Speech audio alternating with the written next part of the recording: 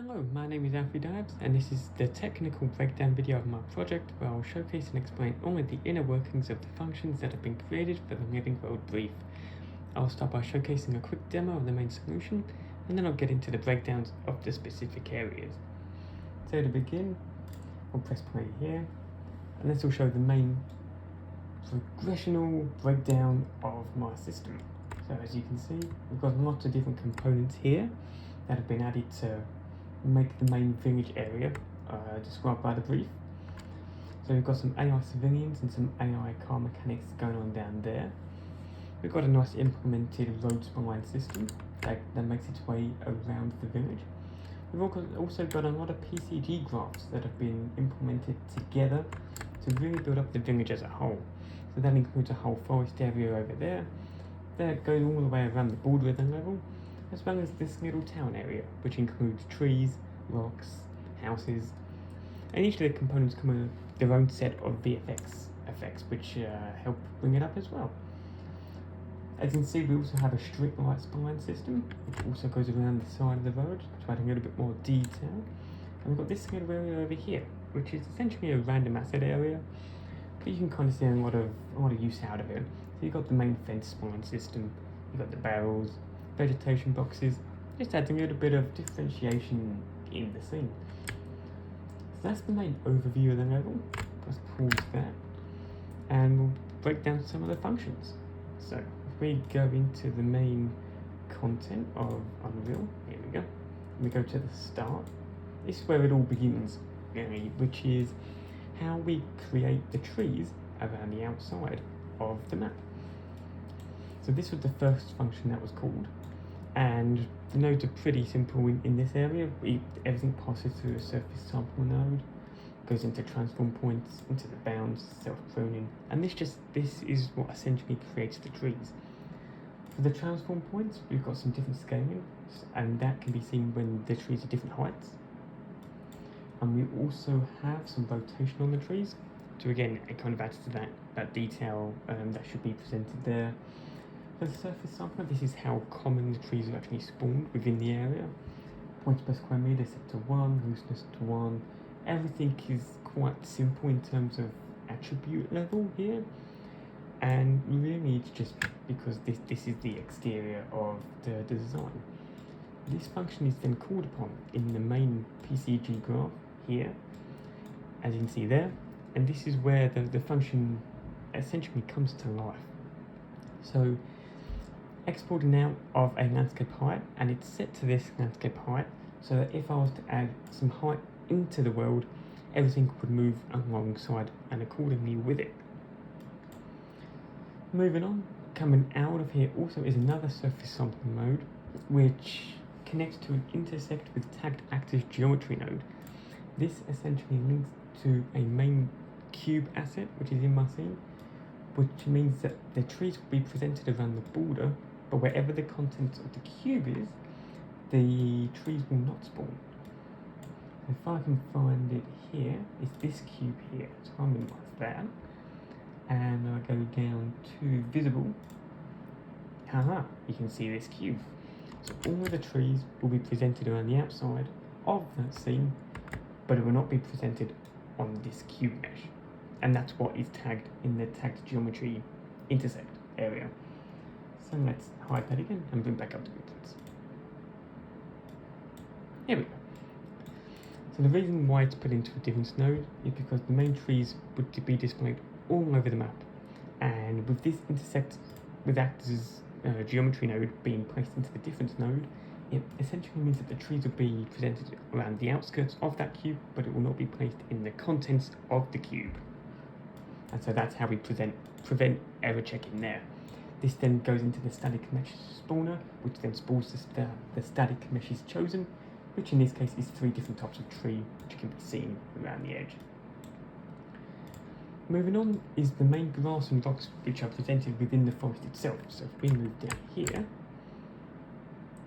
you'll be able to see all of this area here. So all the grass, all the rocks, and all the trees. That is all created with this one here. Once again, it has been intersected specifically with this little bit here to the cube, so that once again, all of this is presented around the outside of the world, but in the main content where the village is located, they do not spawn there. And that's crucial in the development of the error checking for this stuff. In terms of spawning the rocks, the fern and the grass, it's all pretty simple stuff. Each one starts with a surface sampler, which essentially tells the PCG how many should be created within that area and how common they should be presented. So each one has a surface sampler, each one has a transform point, which also allows us to change the scale of the random items. So as you can see as we look through here, some of the fern is low and some of the fern is high. This goes for the rocks, the grass and fern. All of it is individually set, which means sometimes they're large and sometimes they're small. It just gives a good range of variety into it, which is great. These are all set into different nodes, and this is so that nothing overlaps each other. And there's also a bounce modifier added here, which just helps with the rocks so that grass doesn't spawn directly in the rock and it looks out of place. Each one is then set to a static mesh spawner, and this is so that I can set the actual models to be created within those areas. However, there is a VFX effect that has been added to the rocks, the rock mesh. And so instead of using a static mesh spawner, a blueprint actor was created instead. And the reason why this was done was essentially so that I could add in the VFX effect over the rock, and that helps with that pretty much. Moving on to the main town, this is a large PCG graph. It's very detailed, and I'll do my best to break it down now. So here's the main village, and here is the code for it. So we'll start one by one, as it does get quite messy. So first of all, we spawn the rocks, and this can be presented within the volume space created by the user. The user has access to this volume space, and they can set it to however large that they wish for it to be within their scene. And if we just zoom in closely down here, you'll be able to see some of these rocks. Especially here, you've got the brown rocks, you've got a few middle white rocks too.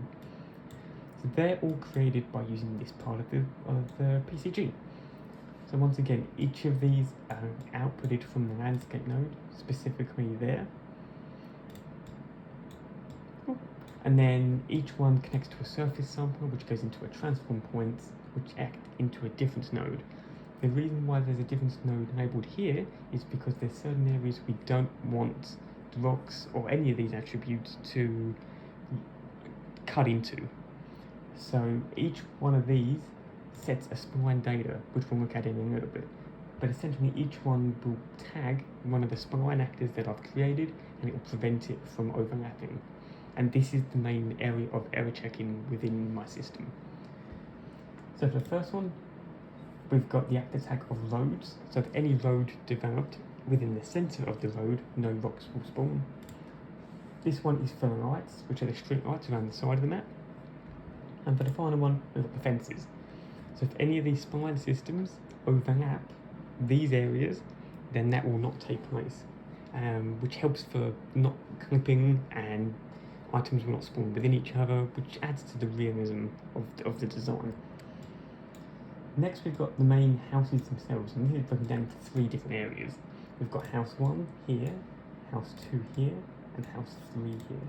And they're the 3 different house types found within the scene. As you can see, 1, 2, 3. So what does this do? The reason we have this very complex set of nodes being connected is because they're all within other embedded difference nodes. And this essentially prevents error checking taking place. It prevents the error checking working, which is what we need it to do, because otherwise without all of those connections these houses would intersect and they'd go into each other, and that's not what we want, as that would cause problems with the system. That's why it looks very messy, but it's the same code as the other previous blueprints, with the same spline data checking and going into the different nodes, so that once again the roads, the fences and the lights do not intersect with the houses themselves. Each of the houses have a spawn actor node attached to them, and that's because once again a VFX effect has been applied, which you can see is the smoke effects. So because of that, we need to create a new blueprint class which allows us to attach the chimney to the house and then add in the VFX. And after we've done that, we can then spawn it as an actor. Up here we've got the campfire nodes, which as you can see around the level, we've got a few little campfires. These also have the error checking appliances labelled onto them. And again, all of this code is very similar to one another. There are a few minor differences as there's more houses that are displayed than fireplaces, but that's specifically done because more people would be living there than there are smaller assets. And then to add some final detail, we've got some trees that are also presented throughout the main village scape, as you can see around. They're slightly different trees than found around the outside, and that's been done so that the player knows they can edit it within the village space. Again, surface sampler, transform points. These values change very slightly, but they are very similar in many ways. Once again, using a difference node to prevent the error, or to enable the error checking, and then into the difference node where they prevent other error checkings happening throughout the other areas of the PCG. Moving on to some simple PCG are these areas over here. We've got the barrels and the vegetation boxes. So these bits of code are very similar. This one's for the creating the barrels. Essentially, it creates the barrels here, using the same nodes as we've used before, and then using the error checking, it will prevent overlaps with the fences, the roads, and the lights, all laid out nicely. And the reason for this is once again to ensure error checking is labelled onto these. Same goes for the vegetation boxes as well. If we take a look at that code, it's very similar, where they get created here using the same nodes, and then once everything has been set in terms of placement and node differences, the meshes have been spawned, and then they will also not overlap with any of the main spline systems either. Now that's the main PCG element of the village scape, so now we can move on to the main spline systems and how they work. So starting off, we've got the main road spline system, and this is a little different to the other two that I have. So if we go back over here and open up our graphs, the road spline system is made within a blueprint. So it starts off as a spline, but it essentially is coded in blueprint scripting, and I'll explain that now. So we take the main road, which has been set as a spline addition, and we put that into a get number of spline points, so that the code is pretty much telling us how many spline points we're going to be able to use whilst they drag it into the scene.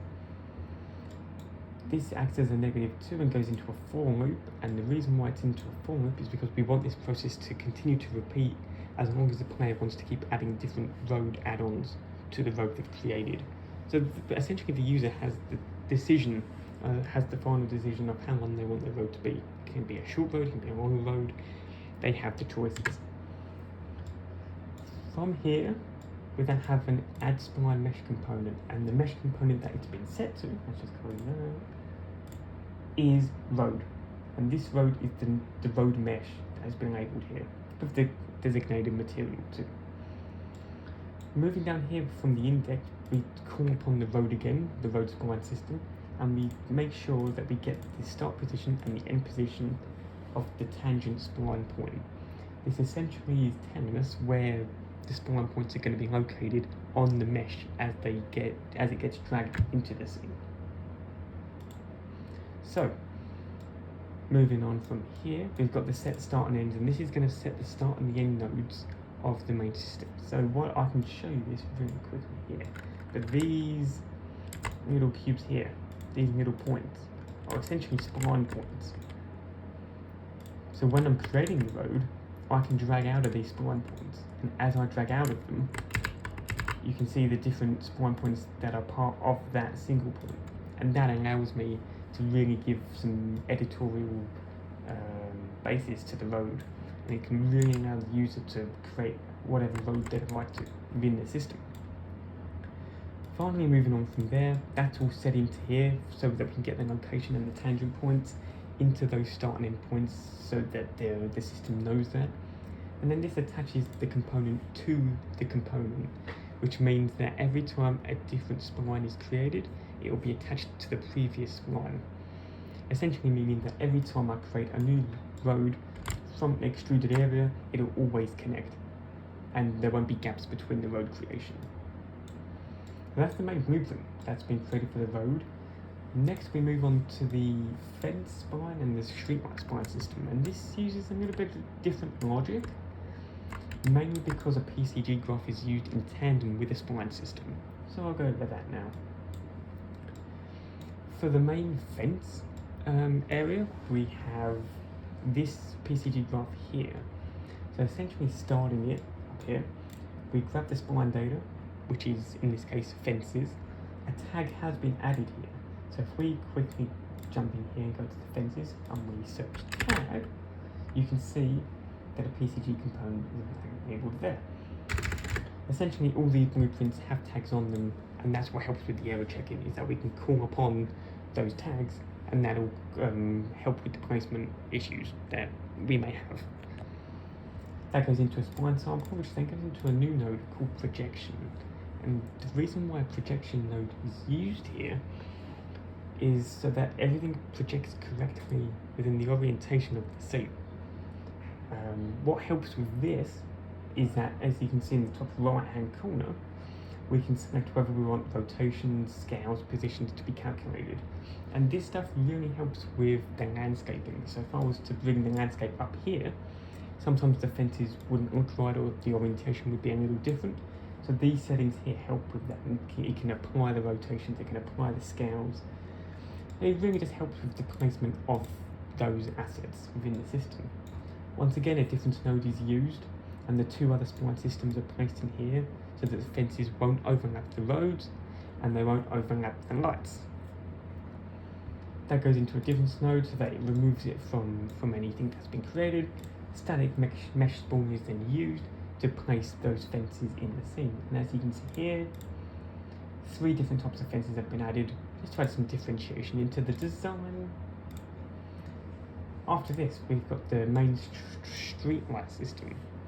And this one's not very complex, but that's because most of the error checking for this has been done on previous installments of code, such as the town and the fences, and so another set of error checking on top of that doesn't need to be calculated. But the same systems kind of apply.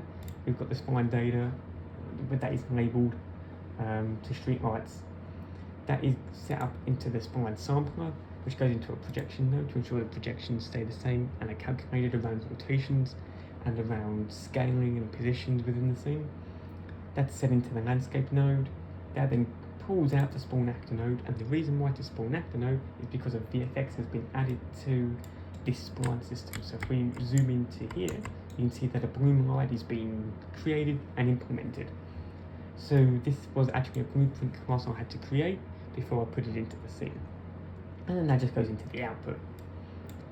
So those are the main areas of functionalities of the scene. Now we're going to move on to the AI elements. So the first one we've got are the people that are roaming the world.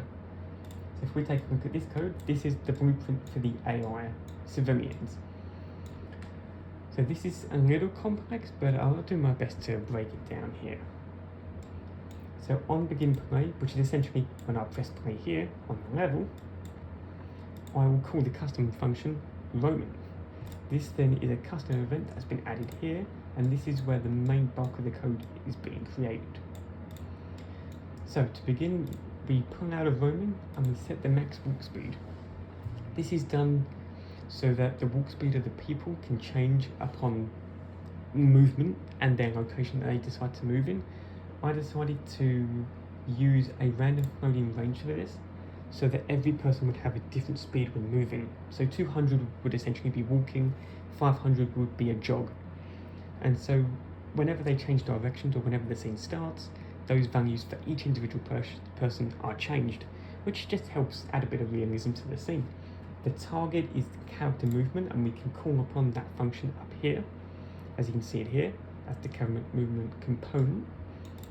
We then set this to AI move to, and this is the main AI system that allows the characters to roam the world without manual inputs, and essentially the AI is used to calculate those locations. The pawn is set to self, because it's itself that is going to be moving, and the destination is set to get random reachable points, because depending on the volume created in the level depends on the radius of which those characters can move in the scene. I've set the radius really high just to be safe, but really the main radius that counts is the volume that's created within the scene. So as long as that value matches or is above that volume, we're all good. And then the main origin is set to the actor location, so it all links together nicely. After that all happens, we add a delay node, and essentially what this does is it gives a delay of a certain time before the function will be called upon again. I used another random floating range here so that the time could be selected. So every time that the actor stops moving, a delay will happen, which will be between 0.5 seconds and 3 seconds. After that, the roaming function will be called again, and this code will repeat. So it's essentially an ever-going loop that has been developed here. A loop that continues to repeat every time the actor moves location or switches direction. Moving on from here, everything works in the scene as intended. That's essentially the code for the AI movements. Finally, we have the car blueprint, which is the cars which roam along the road. And this is another set of blueprint that has been added to allow this. Starting in a very similar way, we've got the event begin play, so that as soon as the scene begins, the code works. We get the actor of class that has been created, and the main actor that we're linking this to is the road spline system. What this essentially does is it links whatever we code now to that specific spline system. So no matter what orientation the road is in, it just knows to calculate from that spline. So I can move the spline and the cars will still correctly roam around it in the correct way. We output the set spline reference, as we're going to need to call upon this spline reference later on, and then we set a custom event which links to down here. So after this part, we then start the process of creating the car movements. So we start by outputting a set play rate, and we set the target to the car. So essentially when it plays, the car, which is the car mesh that we're on now, if we go to the viewport, which is here, is going to be called upon, and we set the play rate. And this goes into a timeline, which can be seen here. This is our basic car timeline. Essentially what this does is, as the animation plays around the road spline, the car is going to start slow, it's going to get faster, and at the end of the road, it's going to slow down again. And then this will continue to repeat as it loops around the system. Moving back to the event graph, in the new rate here, we have a new variable which had to be created called time to complete. So this variable here is the time it takes to complete for the whole car to get from the starting point of the spline system to the end point of the spline system. This goes into the back here and gets divided and is divided by 1 so that that time can be calculated. At the moment it's set to 45 seconds, so the time it takes for the cars to get from here to there is 45 seconds. Let's move this back up.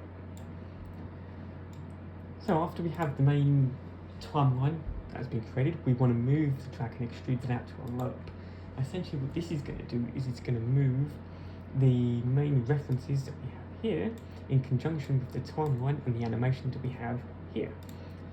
So down here we've got the main spline reference, which is that spline reference there.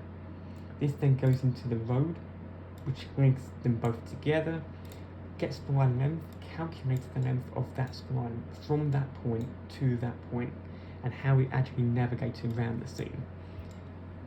Once that goes into the loop, we extrude out of that, and we want to get the location and the rotation of the spline at its distance along the spline. So what this is essentially doing is it's getting the location of each of the spline points, and it's getting the rotation of each of the spline points, so that when cars drive on it, the location and the rotation of the cars will match the scaling and the route of the road as such. Once again here we get another reference to the spline which links to the road, and that goes into both the target nodes. This then extrudes out and we have a set actor transform, and this last node essentially transforms the entire set of the cars and ensures that the locations and the rotations are correct as the car moves around that system.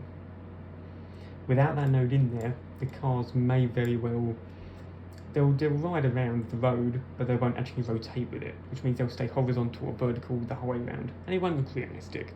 So that node ensures that that rotation and the location stays constant throughout as the cars ride around the village. So they're all the main components that have been created in terms of technical design. Now we're going to move on to some of the things that I found difficult in terms of creating in the scene.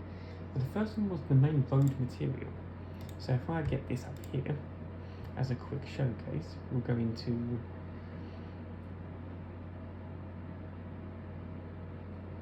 spines and road, and here we are. So this was my initial road. This is the one I've started with.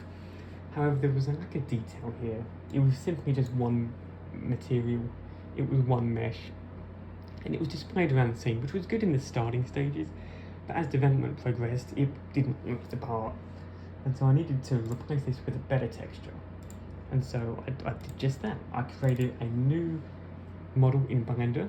I added some subdivisions to it. I added some loop cuts as well so that it could curve in the scene. I exported it out, imported it back in, and when I imported it back in, I created a new material which was going to be displayed on here, which essentially merges the grass with the path, so it looks like it kind of melts into one, which makes the path feel more natural and more realistic within the scene. If we come out of that, you can see some of the setup here, but this was the road creation. So we have the main material there of the stone and the main material here of the grass. They're both set into multiply nodes, just so that some of the vibrancy could be added. And then they were both put into a layup, which means that they were merged together. And then I created this alpha map so that the grass would slowly blend into the road using white and black values. Once that was imported into there, I put that into the base color, and by doing that, the material was created. And it was a tricky one to fix, and it took a few hours to replenish that, but I managed to get there.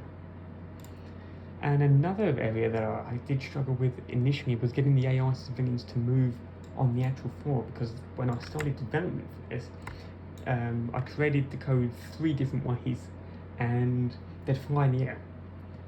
And it took, again, a few hours to work out what the cause of that was, because everything was set up as intended.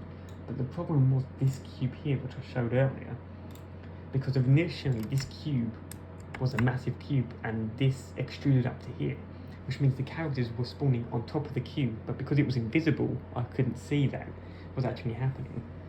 So when I noticed this, I tried scaling the cube down so that it still affects the world as intended, but it's somewhat lower down on the floor level. And when I tested the world space from there, everything worked as intended.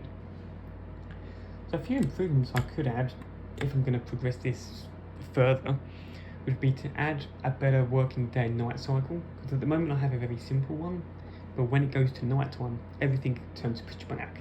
So one way to implement this and make it better would be to add a skybox, a separate skybox for the nighttime and the daytime to really add that detail. Another way would be to add more AI elements, maybe having civilians interact with each other, have them communicate with each other when they come into contact within a radius. That would be a cool little thing to add. And more mesh types. If I'm going to really replenish this further, it would be to add other meshes, add supermarkets, add parks, add ponds, add rivers, add assets that the player and the characters can interact with.